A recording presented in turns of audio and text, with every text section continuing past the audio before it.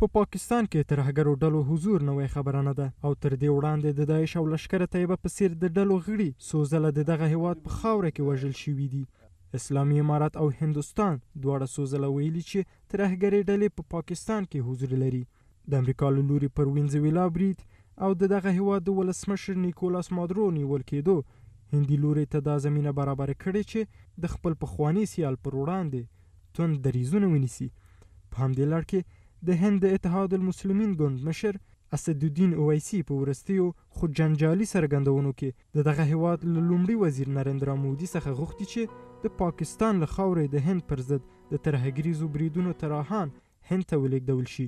نوموړی ټینګار کړی چې که امریکا کولی شي پر وینزویلا برید وکړي او مادرو خپلې خاورې ته ولېږدوي او سعودي عربستان پر یمن بې پیلوټه بریدونه ترسره کوي، نو هند هم کولی شي هغه کسان چې د هند په خاوره کې د ترهګریزو بریدونو تراهان دي او په پاکستان کې حضور لري هند ته انتقال کړي.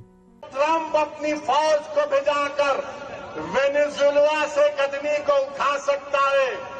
जब सऊदी अरब यमन में मुखल्ला के पोर्ट पर बमबारी कर सकता है, मोदी जी हम आपको कह रहे हैं आप पाकिस्तान में भिजाकर जो मुंबई की सड़कों पर साजिश करने वाले 9/11 के जालिम लोग हैं, चाहे वो मसूद अजहर हो या फिर लश्कर तैयबा का वो जालिम शैतान हो, मोदी जी 56 इंच का सीना है तो भिजा कर.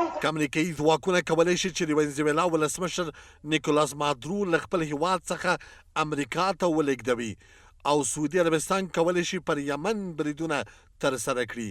نو د هند حکومت هم کولی شي د هند په خاوره کې د ترهګریزو بریدونو اصلي طرح له پاکستان څخه هند ته راولي.